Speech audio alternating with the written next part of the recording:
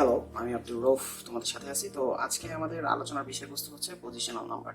তো গত ভিডিওতে আমরা দেখছি যে নন পজিশনাল নাম্বারগুলো কি বা নন পজিশনাল নাম্বারটা আসলে কিভাবে আসছে। তো এই বিষয়গুলো আমি খুব সামান্য আলোচনা করছি। তো আজকে তোমাদেরকে পজিশনাল নাম্বার দেখাবো এবং আমাদের পুরো চ্যাপ্টারটা জুড়েই শুধুমাত্র পজিশনাল নাম্বারে নিয়ে কথা বলা হবে। তো পজিশনাল নাম্বার তো বুঝতেই পারতেছো, পজিশন মানে যেখানে আসলে কোনো কিছু একটা পজিশনটা খুব বেশি ইম্পর্টেন্ট। তো চলো আমরা আসলে এক্সাম্পল দেখে, এক্সাম্পল না দেখে আসলে বোঝাটা আসলে টাফ। তো আমরা একটা সংখ্যা ব্যবহার করি, তোমরা বলো ধরো হতে পারে সেটা 120, তাই না? তো 120 এখানে প্রত্যেকটা এখানে আসলে আমি কি কি অঙ্ক ব্যবহার করছি? 120, আমরা 120 120 এবং 120 তাদের প্রত্যেকটা পজিশন কিন্তু ইম্পর্টেন্ট, তাই না?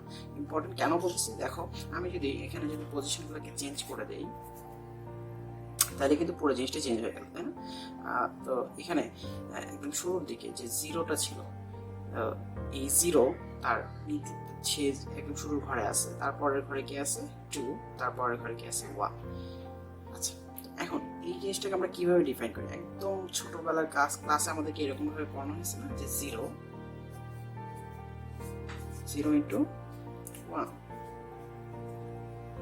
এটা কি 0, তারপরে কি ছিল 2 থেকে কি আসলো 2 into 10 means 20, then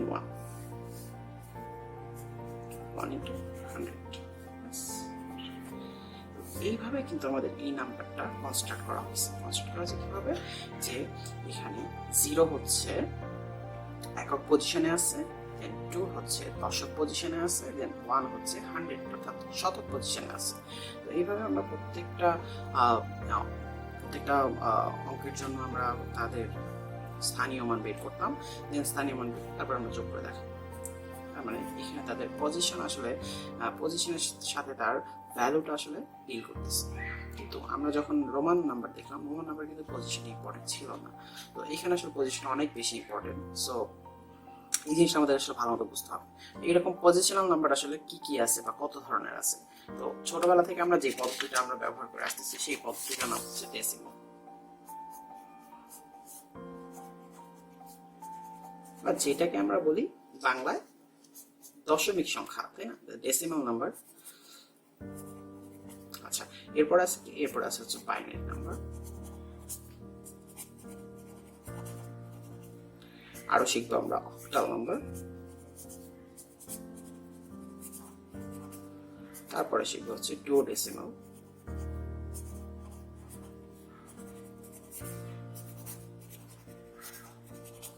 দেন আমরা শিখবো হেক্সাডেসিমাল।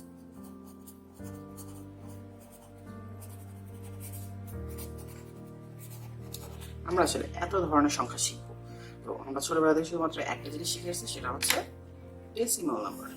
ডেসিমাল নাম্বার এটা আসলে তার মানে আমাদের কাছে বেশ পরিচিত একটা বিষয়।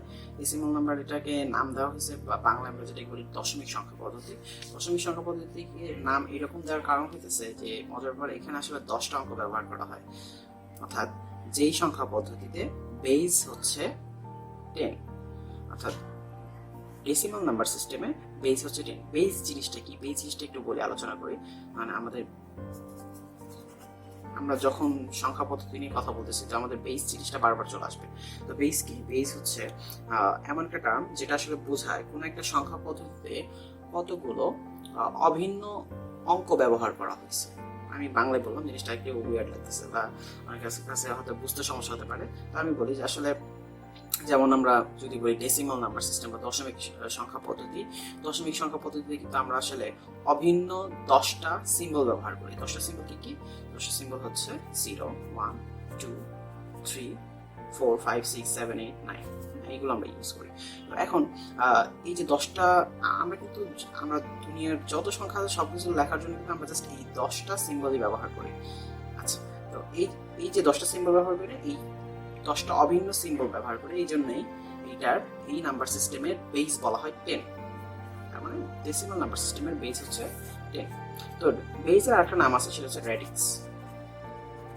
তো রেডিক্সটা অনেক সময় ব্যবহার করবো আমরা। তো রেডিক্সের সাথে আমরা একটু পরিচয় পেলাম, কারণ হচ্ছে আমাদের একটু পরে রেডিক্স সেটা কি সেটা লাগবে। যাই হোক, রেডিক্স এবং বেস বোথ আর সেম। তো এর পরবর্তীতে আমাদের এই আইডিয়াটা লাগবে। যাই হোক, বাইনারি মানে 2 এরকম একটা আইডিয়া কিন্তু আমাদের ছোটবেলা থেকেই ছিল, তাই না? তো বাইনারি নাম্বার এখানে আসলে বেস কত, অর্থাৎ বাইনারি নাম্বার লেখার জন্য আমরা অভিন্ন কতগুলো সিম্বল ব্যবহার করি বা অভিন্ন কতগুলো অঙ্ক ব্যবহার করি।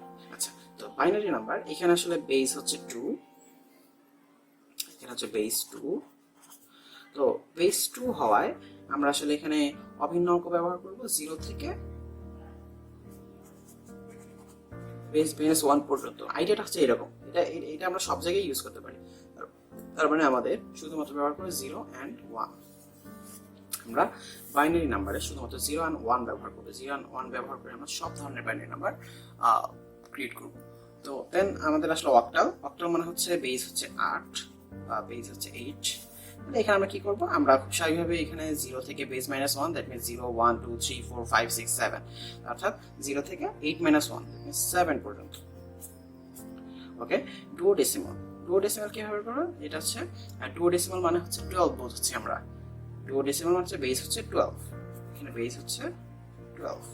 তো বেস 12 হয়, এখানে আমরা কি 0 থেকে 11 পর্যন্ত ব্যবহার করব। তার মানে কি 0 1 2 3 4 5 6 7 8 9 10 11। এখানে এ বলতে আমি 10 বোঝাচ্ছি, বি বলতে 11 বোঝাচ্ছি। তো আমরা হচ্ছে এই অভিন্ন সিম্বলগুলো ব্যবহার করব। আর হেক্সাডেসিমাল হচ্ছে এমন একটা পদ্ধতি যেখানে আমরা 0 থেকে 15 পর্যন্ত ব্যবহার করব। তো 15 পর্যন্ত কিভাবে দেখবো? 9 A B C D E F। তো এই 16টা সিম্বল ব্যবহার করবো। তো আশা করি তোমরা আসলে বুঝতে পেরেছো। তো এই জিনিসগুলো না বুঝতে পারলে সমস্যা নেই, আমরা আগামী ভিডিওগুলোতে আরো বেশি সুন্দর করে চেষ্টা করবো।